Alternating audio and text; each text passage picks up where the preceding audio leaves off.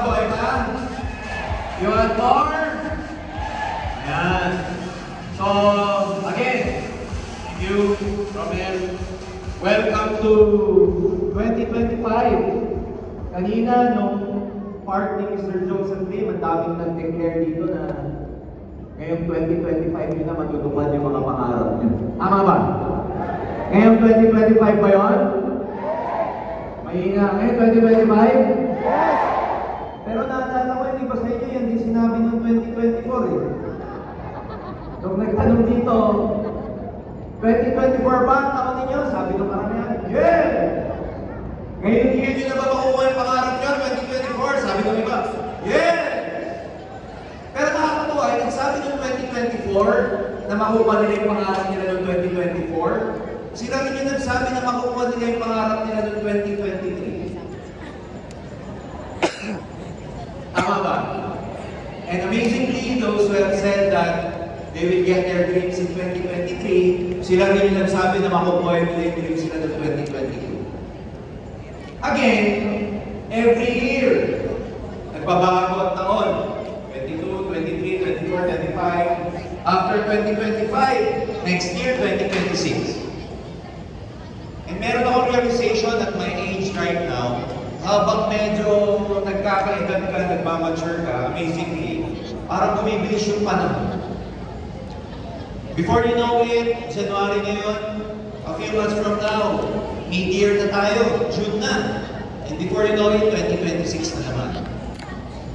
Alam nyo, limitless po yung title, yung team natin for this year. Sabihin mo, limitless. Limitless. Ulit, sabihin mo, limitless. Limitless. But totoo yun, limitless yung possibilities.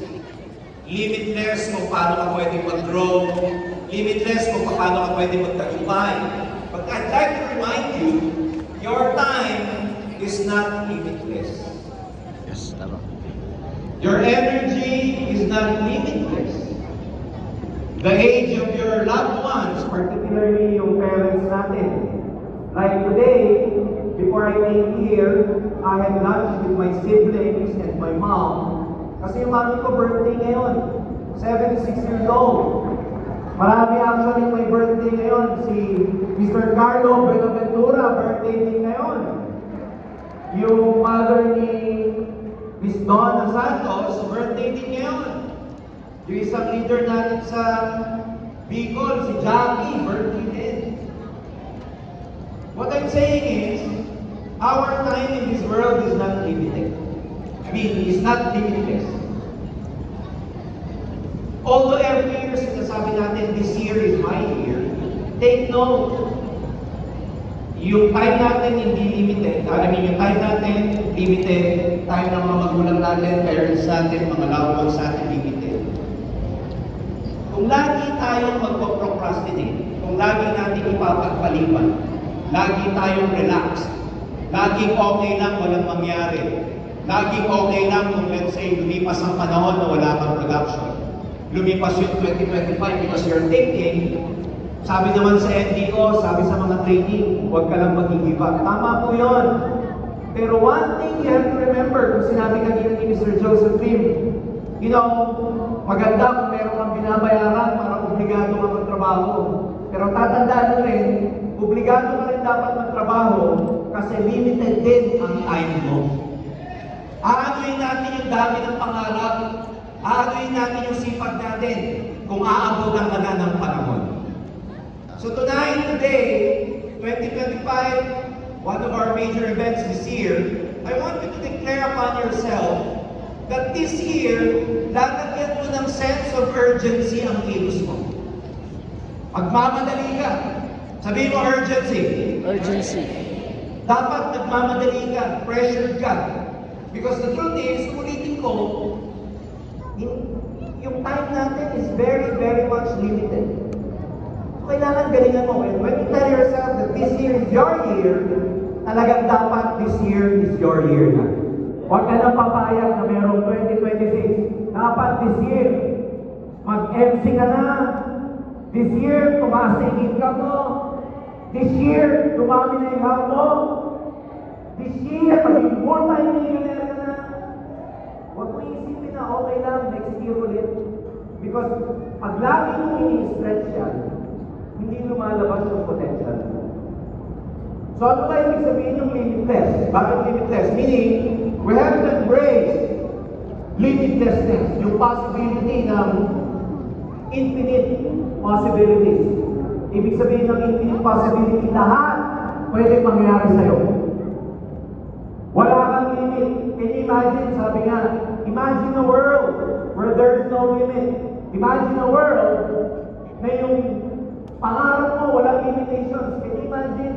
Ano o ilan ang pwede mo maging pangarap pag wala kang limitation? Naalala ko nung bata tayo, di ba? Pag nangarap tayo, walang limitasyon. Ako, nung bata ako, pangarap ko maging astronaut. Di ako nagbibiro nung bata ako, gusto ko maging astronaut, yung talaga yung gusto ko maging. Kasi nakikita ko sa TV, nakikita ko yung Skylab, may Skylab pa nung araw eh. Kung maalala nyo. Yung first man on the moon, etc. Walang limit kasi bata ka eh. Unfortunately, yung mga limits that we place upon ourselves, marami yan. Binigyan tayo ng limit ng parents natin, ng religion natin, ng churches natin, ng environment natin.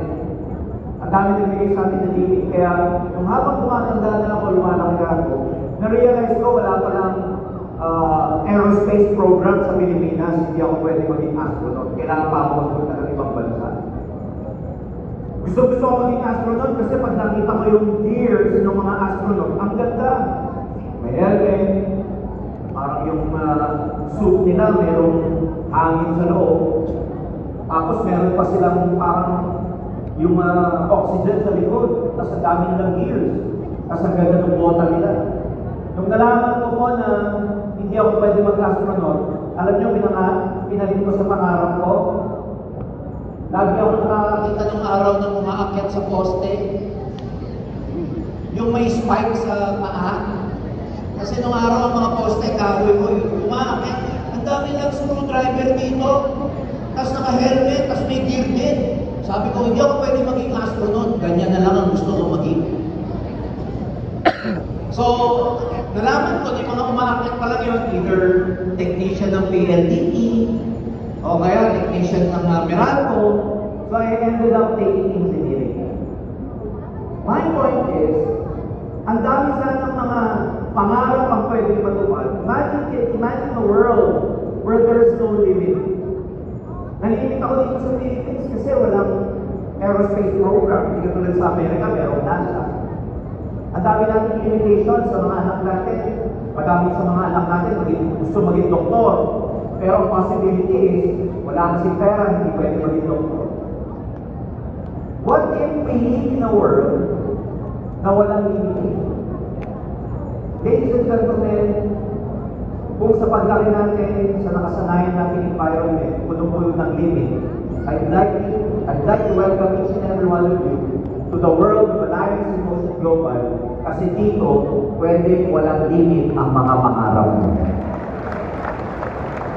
Pwede ko gawin, tawag namin dyan, yung infinite possibility.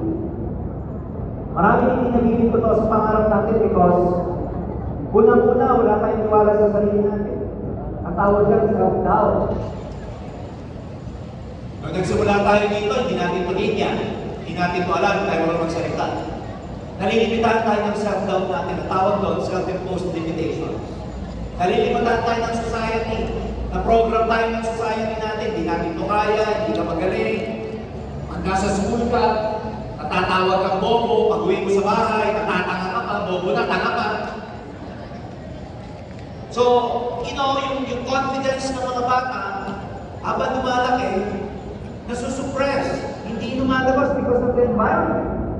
Can you imagine, ang nanay at tatay mo nag-aaway because of pera? So, tingin na yun, ang program ng isip mo ngayon, masama ang pera kasi source of conflict yan sa loob ng bahay. Kasi ang dami nag-iiwalay dahil sa pera. Ang dami nag-aaway dahil sa pera. Ang dami nagkakasakitan dahil sa pera. Yung nanay, nabububog yung tatay dahil sa pera. Ikaw, maliit ka, ang programming mo, nakikita mo sa mga matatanda, tungkol lagi conflict sa pera. So, ano yung program sa utak mo? Money is bad. Money is a source of conflict. That's why when you are growing up,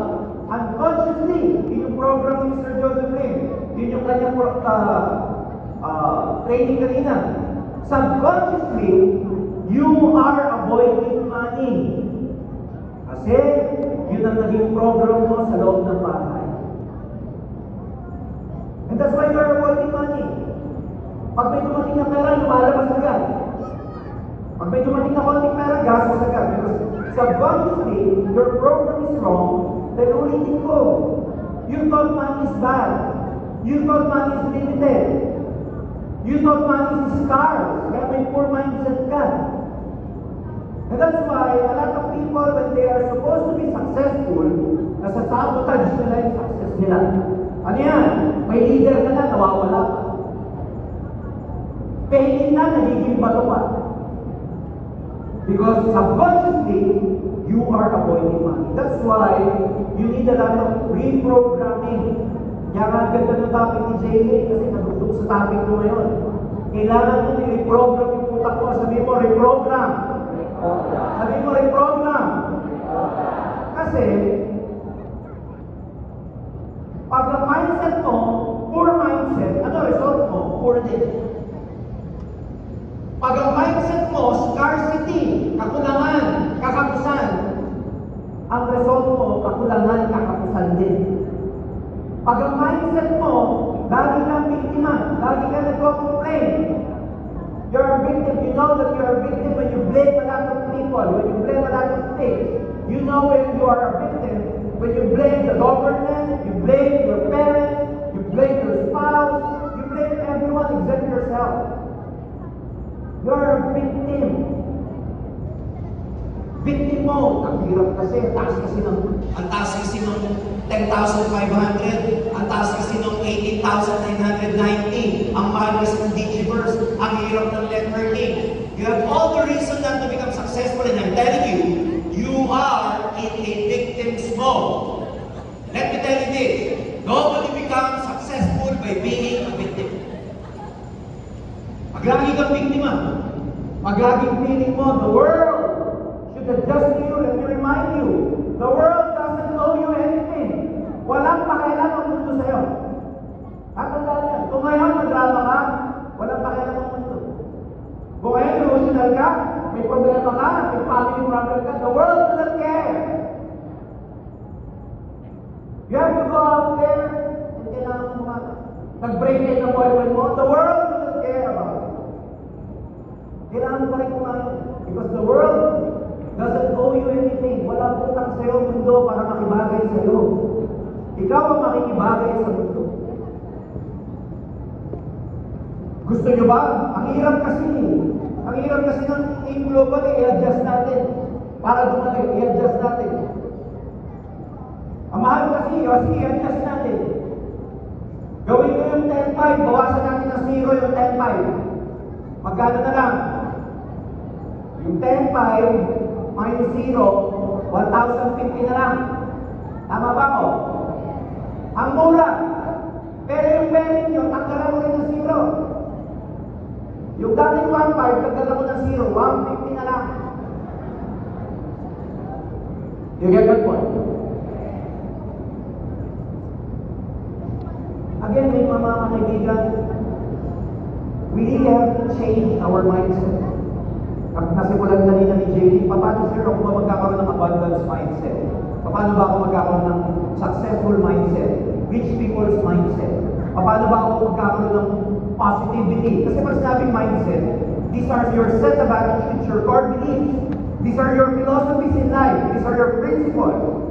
And if you're anchored in the wrong principles, if you're anchored doon sa mga maling belief system, ang magiging consequence mo, ang magiging reflection mo is just the same. Poor people's mindset, poor ka na. Kaya kailangan mong baguhin. Ganda nung sinabi ni Jay sa reflection, pag may nakita kang buwis sa reflection mo, ano papalitan mo? Buburahin mo ba? Lilinisin mo ba yung mirror? Dahil may nakita kang muta sa reflection ng mirror, ay may muta. Tatanggalin mo ba yun sa salamin? O sino tatanggalin mo ng muta? Ikaw. Ano ba yung program? For example, kung marunong marunong kayong kung marunong kayong gumawa ng document, kunwari Word document, nag-type ka ng Word, nag-type ka let's say ng sulat, or love letter, or anumang letter yan. Tapos pag-print mo, paglabas ng print out, may maling spelling. Nung lumabas yung maling spelling, binura mo yung maling spelling. Binura mo yung sa papel. Binura mo. Tapos nag-print ka ulit. Lumabas ulit wrong spelling. Binura mo ulit yung wrong spelling. Tapos nag-print ka ulit. Magbabago ba? Magbabago. Kahit ilang mura ka dun sa print out, hindi magbabago. Kasi ang kailangan mong baguhin yung program.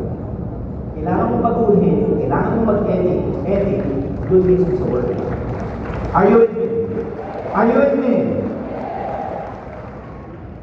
Ataw ka ng ataw. Hindi mo na ako may gusto sa pito. Pero wala kang binabago sa mindset mo. Wala kang binabago sa internal programming mo. Yun at yun pa rin ang ugali mo. Walang mababago sa printout mo. Kung wala pong nagbabago sa printout nyo, hindi kasalanan ng printer. Kailangan meron kang burahin, tanggalin, baguhin sa internal program mo.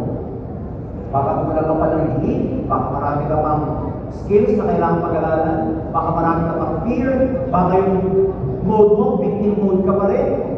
And as long as you behave that way, as long as you have your own program, your result will basically be the same. E saan ito gagawin ko para magbago yung program ko? Gusto niyo ng solusyon? Kasi ganito yan eh. Nung pinanganak tayo dito sa mundong to, walang program yung utak natin. Zero. Yung utak natin nung sanggol tayo, nagda-download lang tayo sa mga naririnig natin, tinuturo sa atin, hanggang sa mabuo yung utak natin, yung mindset natin. Ladies and gentlemen, by the time you are 11 years old, your program is done. I-apply nyo sa mga anak nyo. By the time ng anak mo, 11 years old na, more or less, 98% done na ang program niya. By the time 11 years old yung anak mo, ang language niya, yung language na narinig niya sa bahay. By the time na 11 years old yung anak mo, ang religion niya, maintindihan niya kung ano yung religion ng parents. Clear? Yung bata, wala siyang sarili niyang paraan para mag-download ng program. Kung ano yung na-handed down sa kanya, na ibigay sa kanya, yun ang magiging mindset niya. Halimbawa, Pilipino ka, genetics mo Pilipino, nanay tatay mo Pilipino, ang features mo Pilipino, pero pinanganak ka sa Amerika, ano magiging language mo? Tagalog o English? Ano magiging taste bud mo? Western o Filipino? Western. Ano magiging soul mo? Pang-tropical, pang-malawigan? Malawigan. Kasi ang settings nasa Amerika. Gets nyo ako? So, ibig sabihin, kung ano yung paniniwala natin lahat, hindi natin gawa yung sarili natin. Na-program tayo. Are we clear? So by the time you are 11 years old, 98% of your program is already done. How are you going to change that? And 98%, 11 years old, gawa na. Religion mo, gawa na. Paniniwala mo, gawa na. Language mo, gawa na. Kultura mo, gawa na. Pagsuot mo, gawa na. Taste bud mo, gawa na. Meron akong kuya nasa Amerika. 30 years ako nasa Amerika. Pero hanggang ngayon, ang gustong-gustong pagkain, sinigang, inubuan. Kasi ako, adobo, Pilipino pa rin. Bakit? Dito siya sa Pilipinas may program eh. Dito nagawa yung taste bud niya eh. Na kahit ng ibang bansa, hahanapin niya pa rin yung nai-program sa kanya dito. Yes niyo ako? Sa pagyaman ganun din, kahit nailigay kita sa ibang lugar, nakatulad ng global na ikaw, yayaman dito, pero ang mindset mo dun sa pinanggalingan mo, hindi magbabago ang buhay mo dito. Susundin pa rin ang nervous system mo kung ano yung program mo doon sa pinanggalingan mo. Kahit magulit yung lugar, kahit saan kita dalhin, if you never change your program, your mindset, your result is basically gonna be the same. So the question is, saan ano ang papalitan mo? Ang papalitan mo, yung program mo. Una, ang program kaya nakukorap kasi may virus. Clear? Halimbawa, program sa computer, kaya nakukorap, may virus. Anong ginagawa pag may virus yung software, yung program? Ginagawa ng antivirus. Ginagamitan ng antivirus. Or, nire-reformat. Tama ba? Yung buong PC, yung buong laptop, kailangan i-reformat pag marami ng virus. Ikaw ganun din.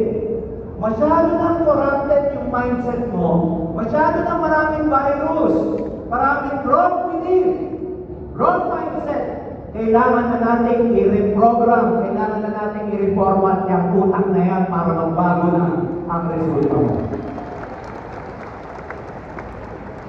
Kasi, kung yung resulta mo this year, pareho ng last year, maniwala ka sa akin, it's about your mindset already. So, ano gagawin, sir, para magbago yung mindset mo? Number one, attend ng training.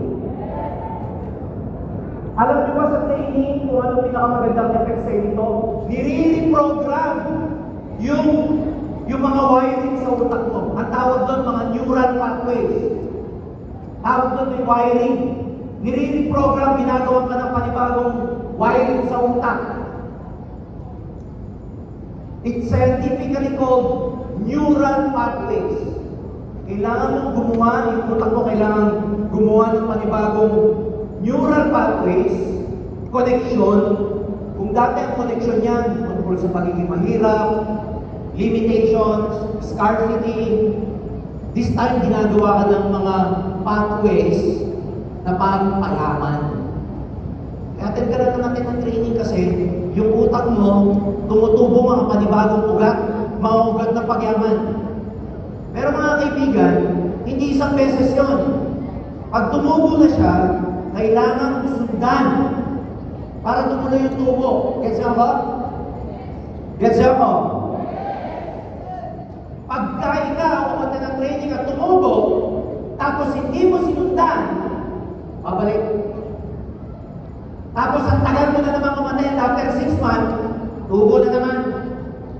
Hindi ka na naman umaten, balik na naman siya. Kaya walang nagbabago sa'yo. Ang kailangan, pag tumubo yung mindset na pangmayaman, pag tumutubo na yung wiring na yun, sa Tagalog, sundutan mo! Tapos may training ulit, sundot na naman!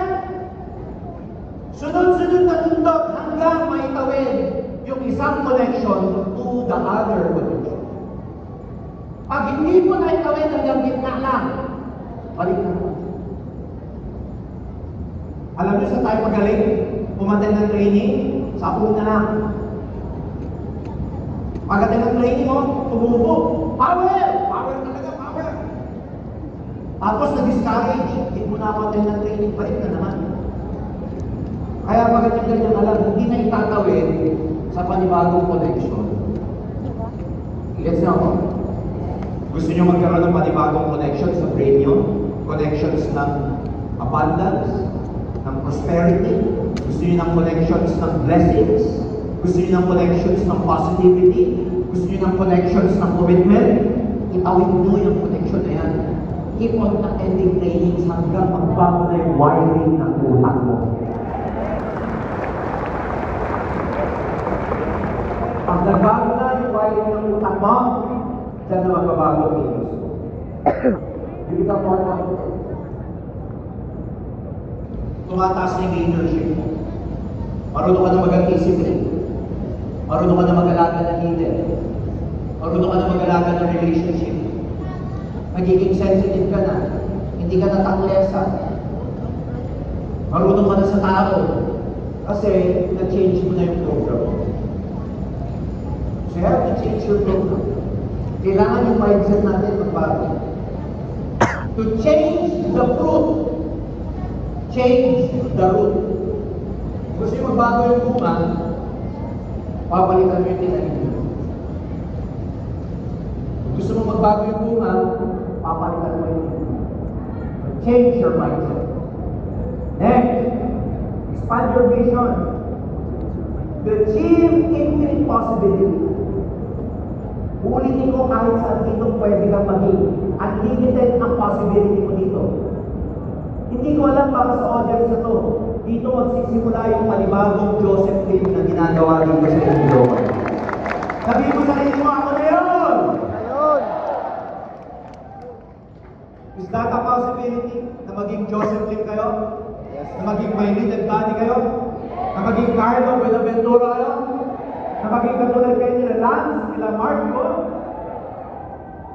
That is a possibility. Their success can be your success and much, much more. Kung i-expand mo yung vision mo, kung palalawin mo, kung i-accept mo, ang problema kasi sa una, hindi mo matanggap na pwede kang yumaman. Tanggapin mo na pwede kang yumaman. Tanggapin mo na pwede kang multi-millionaire. Tanggapin mo na lalaki din ang grupo mo. Tanggapin mo na grupo mo palang kaya punuin ito, Inares, gym na ito. You have to accept that possibility. Kailangan tinatanggap mo yun. Hindi yung masaya ka na sa hub mo, masaya ka na sa 100,000. No! Embrace! Tanggapin! The question is, kung ang projection mo sa universe, alam mo, yung mga millionaires, kaya sila tinawag na millionaires, kasi meron silang billion. Yung mga billionaires, kaya tinawag na billionaires, kasi meron silang billion. Pag 1,000 lang ang pera mo, ang tawag sa'yo, 1,000 there. Pag hundreds lang ang savings mo, ang tawag sa'yo, 100 there. 100 there, 1,000 there, millionaire, billionaire, trillionaire, zillionaire, and so forth and so on. Asan ka ngayon? Asan ka ngayon? Uy, asan ka ngayon?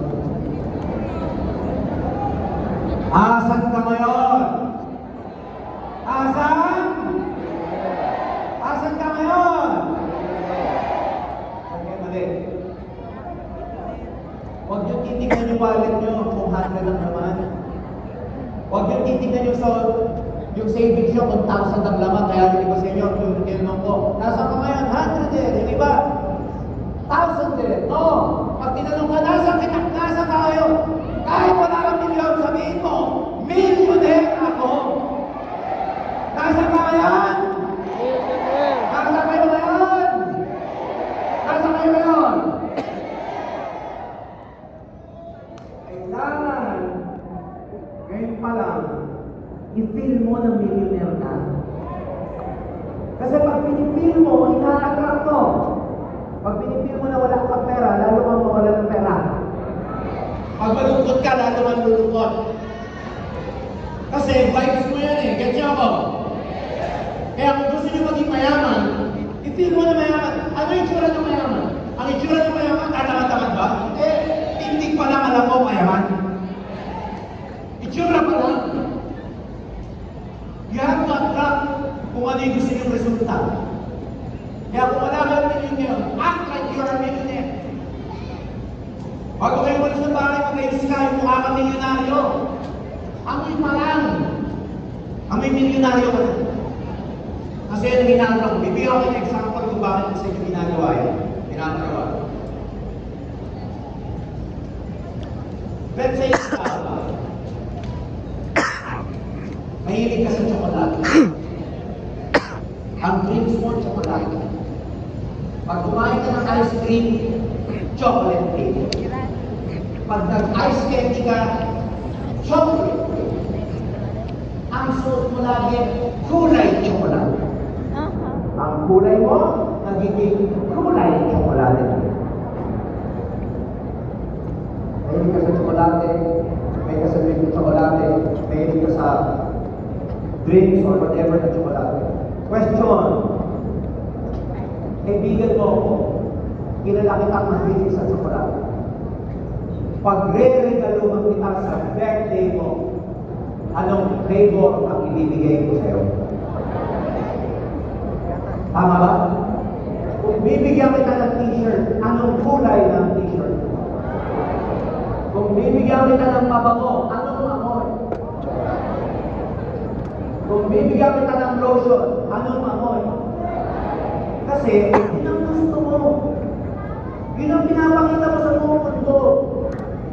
Tama ba? Baliktad natin. Ano ang gusto niyo sa buhay niyo ngayon? Kasi may nag-aabang sa taas ng ibibigay sa iyo. May nag-aabang sa taas ng ibibigay sa iyo. Kung sa mga oras na ito, ang lagi mong pinapakita, bisito ka, madrama ka, tamad ka, emotional ka, naniniwala kang malas ka, ano ang ibibigay sa'yo? Alam mo kung ibibigay sa'yo? Yung gusto mo, yung pinapakita mo. Clear ba? Clear ba? Pero pagka ikaw, ang pinapakita mo, masaya ka sa game global, deserve mo maging milyonaryo, ilos mo maging milyonaryo, magaling ka mag-alaga ng grupo, ano ibibigay sa'yo? Success din ang ibibigay sa'yo.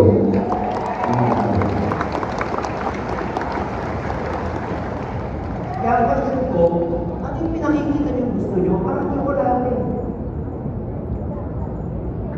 You know, if you're happy in your now, right now, all the more God will give you some things.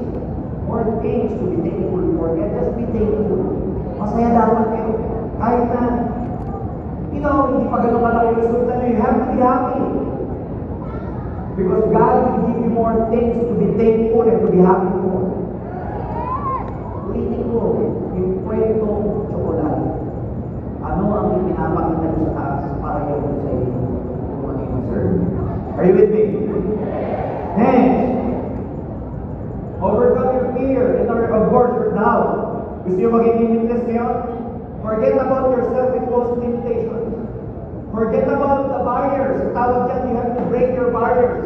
Kung last year, umatend kayo ng training natin, it's about overcoming your fear. It's about breaking your barriers. Ikaw na tayo ng logo na ganyan, breaking your barriers. Ibig sabihin, yung limits mo, binabasag mo. Yung pagiging mahihayin mo, binabasag mo. Yung pagiging tamad mo, binabasag mo. Yung late ka natutulog, kaya late ka nagigising, iniiba mo. You know, the secret to success is found in what you do every day.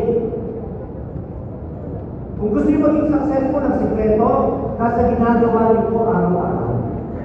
Ang question, ano yung ginagawa niyo araw-araw? Kung nasa hub ka, the moment you open your eyes, the moment you open your cell phone, your PC, your tablet, your laptop, ano yung muna-muna yung ginagawa? All throughout the day, what are your activities? In other words, tayo din ang naglalagay ng limit sa sarili natin. Remember, you are your own boss in this business. Ikaw ang boss mo. Yung upline mo, yung mentors mo, can only mentor you, can only guide you and supervise you. But at the end of the day, ikaw ang gagawa ng ikaw ang responsible sa success. Lagi ko sinasabi yan. You are responsible for your success. Pero, kung lagi kang unahan ng takot, ng pangamba, hindi lalabas yung potential. Gusto niyo maging successful? Mamaya o bukas, ang unang-una yung gagawin, yung bagay na ikinakatakot mo gawin. Gawin mo na muna. Kunwari, takot ka mag-public speaking, do it tomorrow. Takot kang rekrutin yung kapitbahay mo, do it tomorrow. Takot kang ligawan, yung matagal mo na gustong ligawan, bukas, umaming ka na sa kanya. Bukas, sabihin mo na. Harapin mo na bukas. Sabihin mo sa kanya, alam mo, matagal na kitang gusto, mahal kita. Kaya mo nang nililipin mo, pero dahil sa training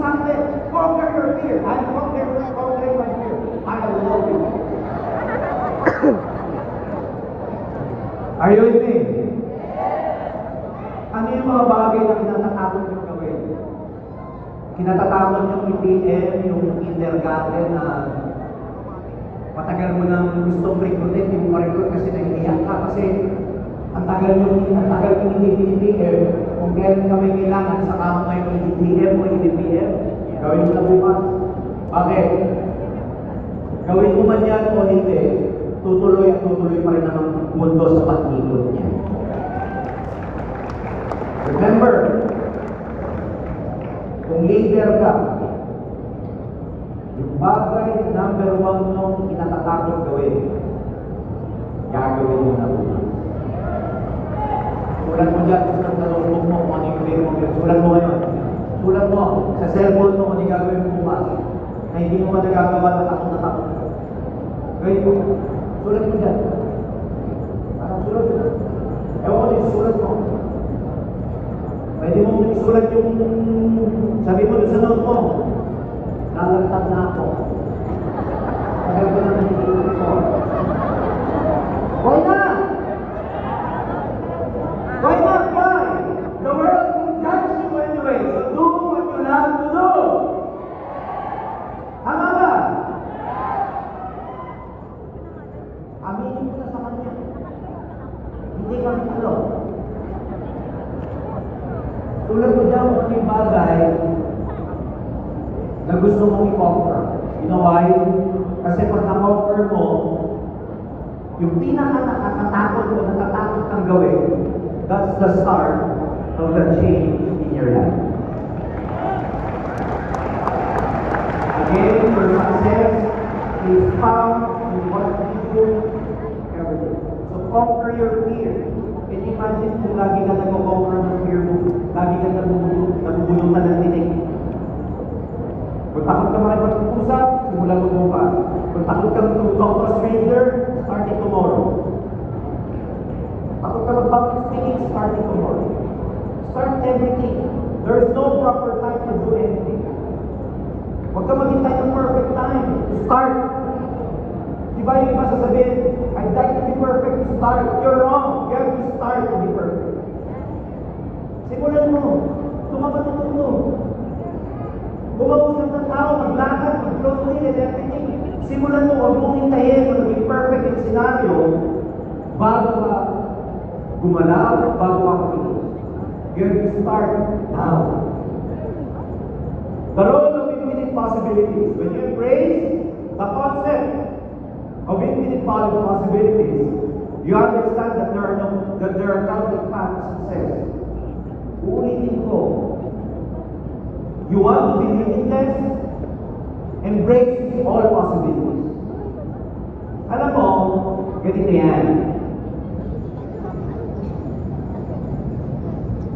Sa future, although hindi linear ang future, okay, for illustration purposes, sabihin natin ang future nasa assignment.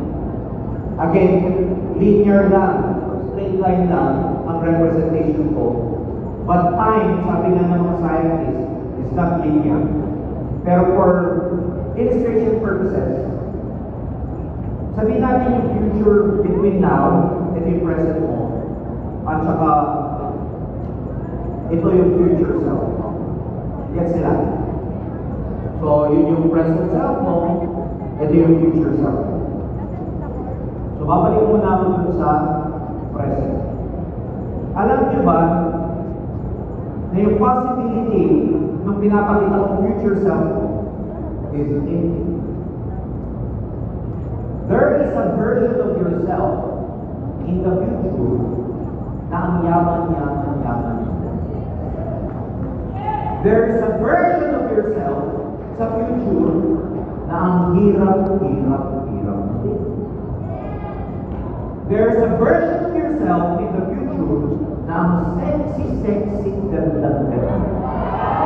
I'm telling you, there's also a version of yourself in the future na, you're chuba and everything. There's a possibility in the future that you're happily married with a lot of children. But there's also a version of yourself in the future that you're still single and miserable. There's a possibility in the future that you are rich, you are poor, you are happy, you're sad. And guess what? There is also a possibility in the future that you're already dead. Infinite yung possibility. Whether positive or negative, it's infinite. Now, ano sa mga version na yon sa sinabi ko na ilan, pero it's infinite. Ano sa possibility na yon ang pwedeng magkatotoo? Anong version sa future na gusto mo ang pwedeng magkatotoo? Baka sa future, mayaman ka na, pwedeng hindi, pwedeng kalbo ka, pwedeng wala ka, pwedeng may asawa. Ang dami, pero alin sa mga future na yon ang pwedeng magkatotoo? Gusto niyo malaman yung sekreto? Ang sekreto doon, kung ano magiging totoo doon, is a future you participate. Ang magkakatotoo doon, kung anong version mo ikaw nagpa-participate. Haba? Yung future version mo doon, healthy ka, dapat ngayon pala nagpa-participate ka sa pagiging healthy. Gets niya ako? Kunwari, ang gusto yung possibility doon, mayaman, dapat ang participation mo, masipag ka, committed ka, leader ka, nagbabago ka, binabago mo yung mindset mo, dahil yun ang participation na ginagawa mo sa future na magkakatotoo sa'yo. Kunwari, sa future na yun, gusto mo hindi ka na single, ngayon pa lang nagpa-participate ka na, naman-di ka ng konti. Tama mali. Magpakabayot ka. Huwag masyadong suplada. Huwag masyadong long head. Gets niyo ako? The possibility there is countless, limitless. But the version of you that will make, that will come true, is the future that will participate. So ang question ko ngayon, saan ka nagpa-participate? Paano ang kilos mo ngayon para masabi kong pa-participate ka sa kind of future that you want? Are you with me? Eh kung ang kilos mo ngayon, timid ka, shy time ka, malungkot ka, madrama ka, your romance with your misery. You wallow in your misery. Yung narrative mo, drama pa rin. Ang buhay mo, puro drama. Ano magiging buhay mo in the future? E di dramatic din. Kasi doon ka nagpa-participate. Kung ngayon wala kang asawa sa nakain, sige, Andy. Sabi sa training, limitless eh, limitless guys. Limitless ito. O ano magiging future mo? Unhealthy. So it's a future you participate. It's a future you observe. So embrace the limitless, the infinite possibilities. Of course, at the end of the day, sabi nga namin, with the technology right now, alam mo, ang information is everywhere. Ang information is infinite. Mag-google ka lang eh, how to lose weight, thousands ang lalabas. Mag-google ka lang, i-chat GPT mo lang, how to become successful in network marketing, lalabas mo. Infinite ang information. But at the end of the day, it's not the information that is lacking. Hindi kulang ang information. Ang kulang, action. Paggawa. Pagkilos. So imagine mo ngayong gabi, dami niyong natutunan. Meron pang susunod after ito. Dami niyong pang matutunan. Ani natin lahat ng information, kulang ng action. When you go out tonight, you'll do it again tomorrow. I hope when you declare tonight that this year is your year, this is it talaga. Huwag na same person yung magsasabi sa 2026. Ito na talaga yun. Last year, practice lang, pero ito na talaga yun. Ito na talaga 2026. Pagdating ng 2027, sasabihin mo naman, hey, 2026, talaga try out lang yun. Pero ito na talaga yun. 2027 na. Niloloko lang po natin yung mga sarili natin. Again, heaven sends emergency to make your dreams come true because our time in this world is limited. Yung time ng parents natin, limited. Yung time ng loved ones natin, limited. Ikaw, limited ka rin. Dreaming without action is wishful thinking. It's very important to start small. The important thing is, you're doing something every day. Kaya ako yung pinapa-attend na training lagi para magkaroon ng panibagong wiring sa utak. Ang tawag namin sa support system. Kailangan, pag umattend kayo sa ganitong training, yung katabi mo, positive, ikaw positive, nagkakahawaan kayo ng energy. Kaya apir mo sa katabi mo, power, sabihin mo. Power! Pag-awag namin kayo, para yung energy nyo magkahawaan. Yan ang power niyan kasi right mindset tayo natin. Pare-pareho yung vibes natin. Pare-pareho yung energy na nandito. Nagkakahawaan, nagkaka-synergy. Kaya mag-absorb mo yung mga positive energy na yan. Magiging positive talaga ang future mo. Kaya alam mo, yung katabi mo, tatandaan mo yan. Nakatulong yan sa success mo pagdating ng panahon. Sabihin mo, ano, kay nagkatabi ako, katabi kita rin eh. Ikaw yung katabi ko, tingnan mo tayo ngayon, no? At dito tayo sa Philippine Arena. Pareho tayo global ambassador, natatandaan mo. Dati nung nasa inalas tayo, kusin lang tayo eh. Nalala ko, may sipong kamay, nagtuloy sa mukha ko. Ngayon, nagdadalanap na.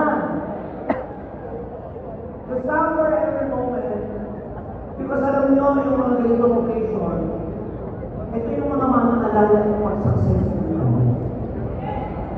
Ito yung sasabihin mo sa sarili mo na, parang kailan mo na ito. Matin lang ako yung training, nangangarap lang ako. Ngayon, ako na nagbibigay ng testimony dito sa Philippine Arena. Ako na nagsasabi ng success story ko. Imagine what Joseph did mention earlier. Dati, nagsimula kami, ang lang ng office, 10 hanggang 20 tao na, kasi kukonti. May reference siya. Because he can vividly remember how small we started. Somewhere. Because naniniwala ako yung mga susunod na success testimonials natin galing sa umaattend ng training ngayon.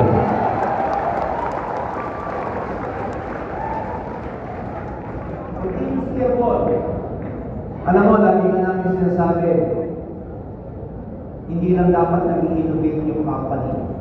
Hindi lang dapat kami nag-innovate sa sistema, sa expansion, sa produkto. Dapat nag-innovate din tayo sa ugali. Babago na rin for the better. Ang tawag doon, evolving. Being limitless doesn't mean you reach final destination. It's continuous. Sipin mo, sino mga umattend sa atin sa mga HOF. Nandito sila, I heard the news that even before the training started, Miss Maylin Dani is already here. Mayaman na, first global ambassador, may mansyon, ang laki ng grupo, and then, mga unang umattend because they continuously evolve. Ongoing, hindi natatapos. Kaya yung possibilities nila, hindi natatapos because they continuously evolve, they continuously learn. Huwag ka magsasawa mag-aral, huwag ka magsasawa mag-ikot, huwag ka magsasawa mag-tumaling. Alam mo, ang wealth nawawala, kotse nawawala, network nawawala, pera nawawala, kotse nawawala. Pero hindi mawawala yung personal development.